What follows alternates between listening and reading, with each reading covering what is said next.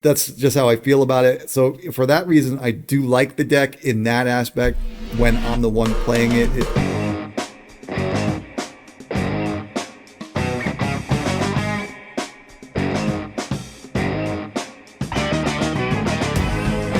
Hello everybody and welcome to the Hearthstone Meta Hype down here with Ecor, and I am VengaDragon, and we are going to talk about something pretty cool, which is the top 5 decks after the nerfs. But before we get that going, I just want to make sure that you guys know that we have a giveaway going on for the Hearthstone Meta Hype. You can find that in the links below, and you'll see it down here as well. Plenty of ways to enter. It's all free, and we're going to be adding some more. We're going to be giving away bundles, and we're going to be doing all things. Right now, you'll find that information by clicking on that link. So let's go, Ecor. What's up, man? Nothing much, just kind of busy with school and all that. I had a quiz a few days ago, kind of bombed it, but they dropped the lowest quiz, so it's fine. Other than that, I've been kind of just, chilling, playing Hearthstone, playing some games with friends, and doing homework a lot. It's like Ecor sitting in the class, and the professor's like, well, we dropped the lowest score and we took away the highest score. Right when he says the lowest score, he raised his hand. That was me. Thanks, sir. You're welcome, everybody. Yeah. So, and that would probably have been me in college as well with the lowest score. Or sometimes you guys might be surprised. I actually sometimes had the highest score, but more often than not, it was probably the lowest. So no, well, it's not the lowest score in the class. I didn't do that bad. It's my lowest personal score. They lowered the. How do you know? No. How do you know? What, are you grading everybody's papers? I don't understand.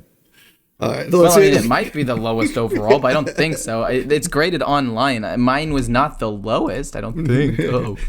That's because some of our commenters and people who say stupid things to us aren't in your class. But anyway, so let's move on. Okay, so yeah, I'm basically we're gonna talk about the top decks in the meta, the top 5 particularly. Obviously, some decks won't be on this list, but I mean, we could probably have an honorable mention where we just say the names of a couple more decks at the end there, just to make sure people don't get too upset. Like, hey, my deck wasn't on there. Well, if your deck doesn't appear on the list, make a comment below and say, give us a reason why it should be, or just give the name, the archetype, and we're happy to. Yeah. Talk about it. So number 5, let's go.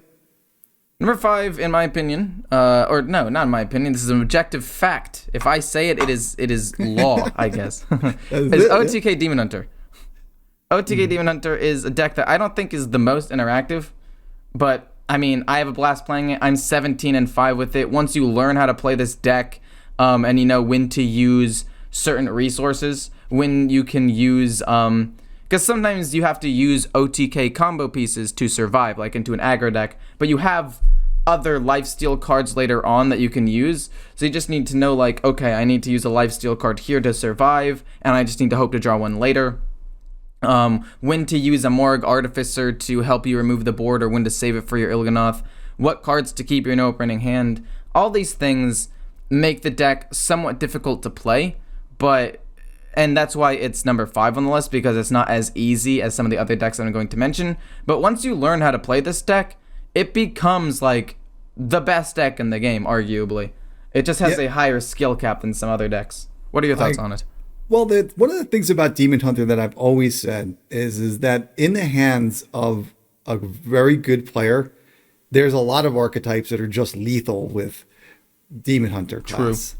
True. And then put that same deck into the hands of a not so good player, then the decks are usually better than average. The case with this deck that you're talking about, the Demon Hunter Lifesteal, right? OTK, is not that. It's not that on the negative side, meaning if you put it in the hands of a not so good player, like they will fail. They will fail hard. Yeah. Like let me say, bad playing, player, it was right? Bad. Yeah, like a bad player will fail with this deck. Yeah. But a good player or a great player will just be absolutely lethal with it. So that's just how I feel about it. So for that reason, I do like the deck in that aspect when I'm the one playing it. But I don't really play it because I just don't really play Demon Hunter. It's just something I haven't done yet. So that's it. Or I'm a bad player. I don't know. I don't know. Like even a good player, I would consider myself a good player. When I first started playing the deck, the very like first 10 or 20 games, my win rate was like 50%, maybe 1 or 2 games above 50%. Now, after playing it for like 3 whole seasons, my win rate is like 17-5, which is much better than about 50%. So it definitely takes some time, and even good players will take a little bit to like fully understand how it works. So I don't necessarily want to call them bad players necessarily, just inexperienced players with the deck. Yeah. And with some experience, the deck will become absolutely busted, and you will climb a lot of ranks with it. That's just it. And the other thing is it sticks around next expansion because all the Demon Hunter stuff is from this year. So that means it'll most likely be available next year as well, which is kind of spooky in my opinion. But I don't think that I-Beam stays though. I-Beam leaves. Well, yeah, it might leave, but even so, you have the Fellscream Blast, which is the card that's the most important for the combo. So you can probably find 1 or 2 replacements and then just keep Fellscream Blast because it's not a card that'll rotate out, and that will be something that they use to win. Okay, all right. So, I think. Yeah. Unless I'm missing something important here, I'm pretty sure nothing rotates out. Yeah. All right, so let's get into number 4. Number 4 is, it was hard to decide for me. I'm just going to say warrior, like a control warrior, with your win condition either being Silas or ETC. Both of those decks are, again, an OTK. And we were talking about in the previous segment about how OTKs are just out of control right now. But they control really, really well, and warrior beats the other 3 best decks in the meta right now, in my opinion. Spoiler alert, this one beats the other 3, but it does have some glaring weaknesses where it doesn't do anything really proactive. So some control decks can end up beating you, especially like a priest if they steal your win condition.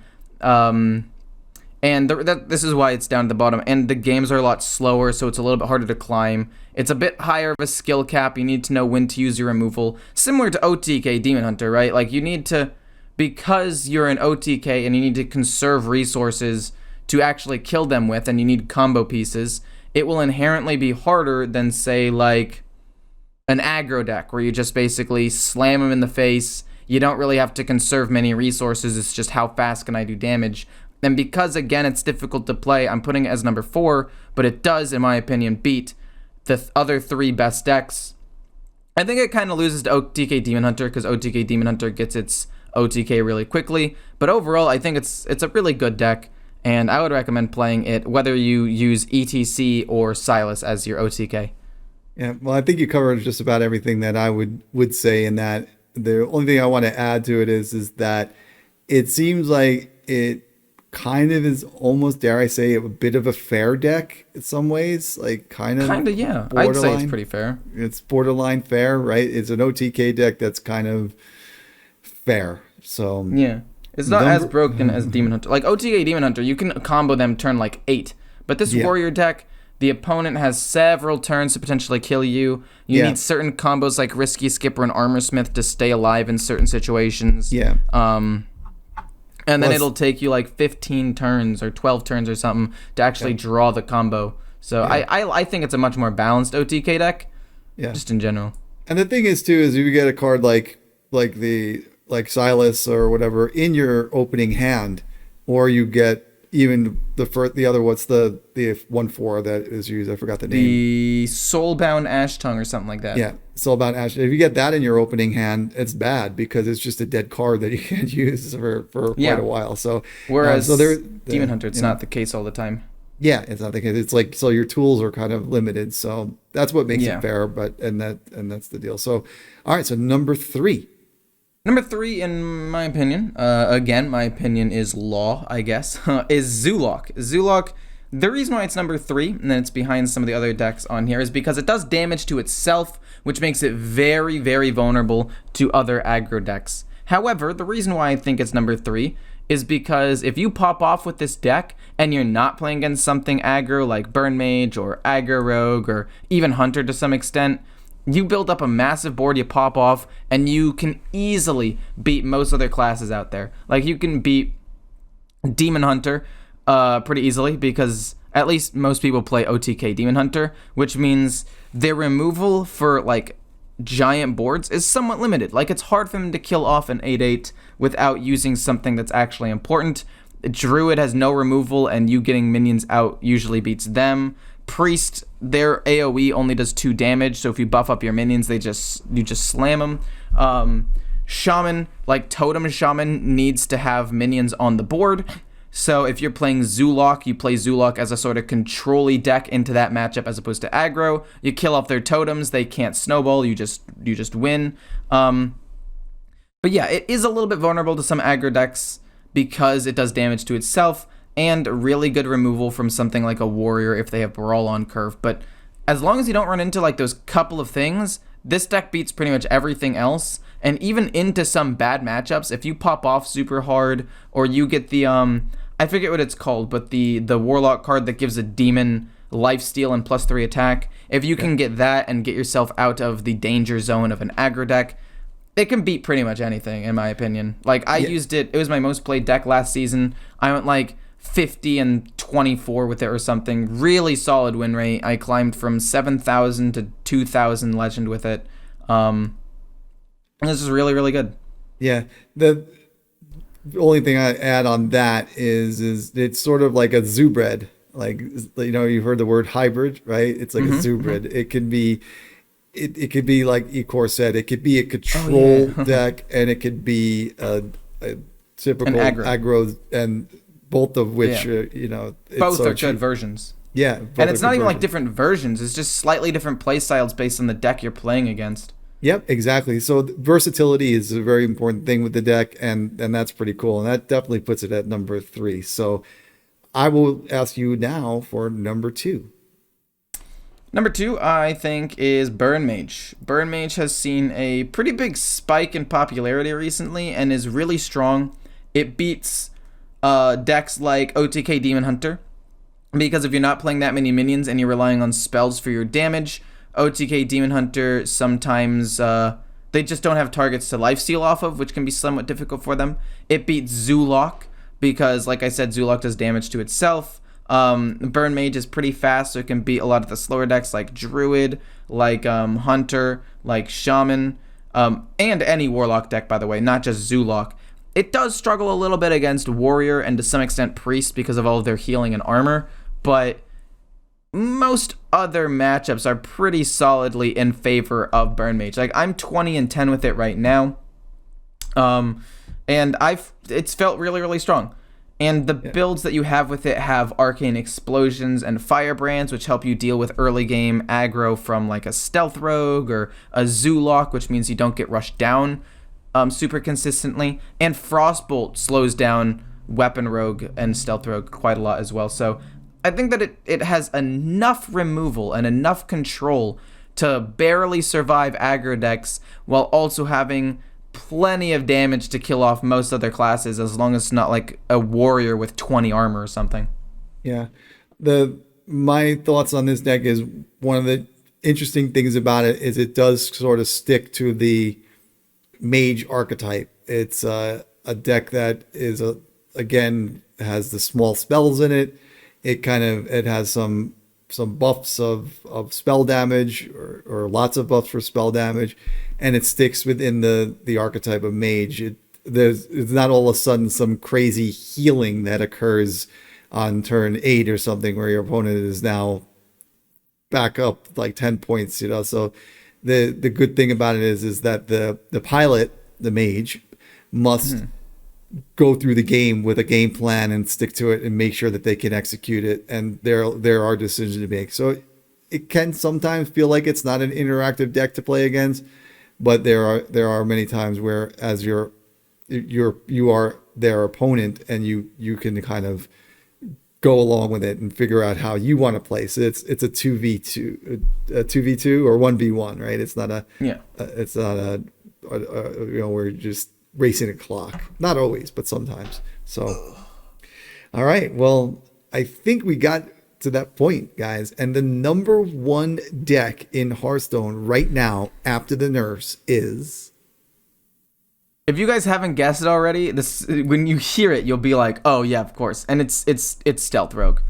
or just rogue in general. Like rogue is so strong right now. I can't decide between weapon, stealth, or Worldkick rogue. All of those decks are top tier, have some of the highest win rates in the game, are relatively easy to play. The only reason why I'm saying aggro stealth rogue maybe above the other two is because it's the easiest one to play. You don't need to really, like with weapon rogue, you need to manage your weapons attack a little bit to combo with Steel Dancer. Worldkick rogue is a little bit harder just in general because there's a lot of combos. But stealth rogue, you just play minions, hit face, use Pen Flinger along with some spells, and usually you get enough damage to kill the opponent in about 6 or so turns. Like, I cannot tell you how broken this deck is.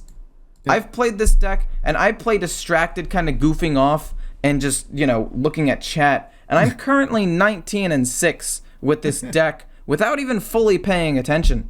Like, I miss lethal sometimes. Like, it's something that I'm known for because I'll be, like, looking at chat. Someone will be like, hey, it's your turn. And I'm like, oh, shoot. And I start running out of time, and I don't get lethal. Mm-hmm. And I can guarantee you I've missed at least one lethal because I wasn't paying attention to like my pen flingers correctly, and I could have maybe pushed a little bit more damage, right? And even despite that, I'm still just 19-6. You just kind of turn your brain off, slam face, and with cards like Nitro Boost Poison, which can do anywhere from 4 to 8 damage, 4 to maybe even 10 damage, if you can get 4 attacks out of your Self-Sharpening Sword. Stuff like Spy Mistress, which is a 3-attack stealth minion that the opponent really can't kill reliably unless they take face damage first, and it no longer has stealth.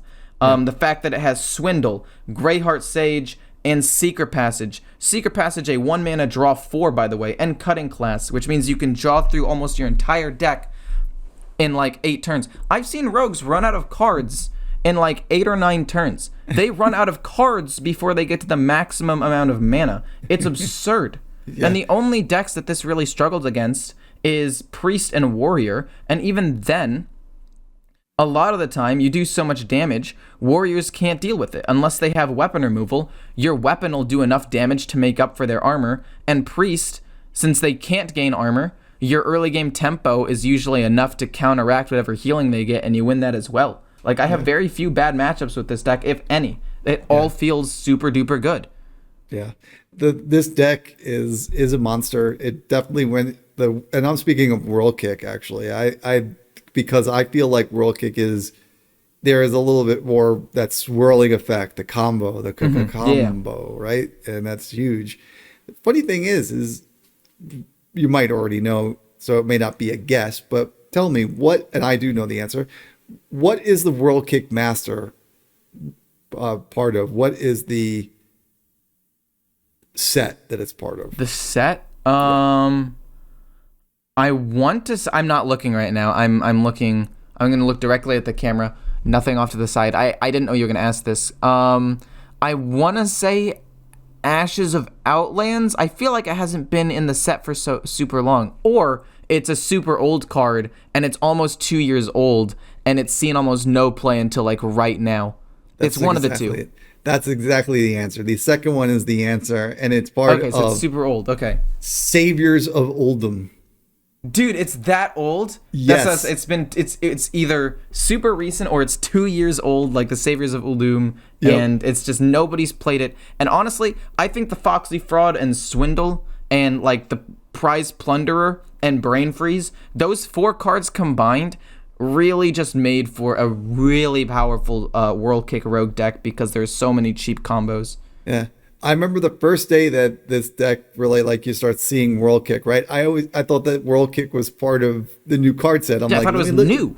Yeah, I'm like, let me look again. I'm like, Saviors of Oldham. I'm like, oh my goodness gracious, where has this card been? And it's just it is, if you have any Rogue players out there, here you go. Worldkick Master is one of the key components in getting your friend nerfed. This is the card that helped get Van Cleef nerfed is what it was, and also Foxy Fraud as well.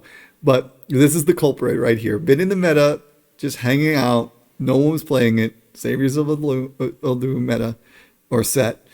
And then all of a sudden it appears with all these great cards that surround it. And we've always talked about this Ecor. One of the things that always happens in the meta is that there is it's not necessarily the card itself that is the problem. It's the cards that surround it.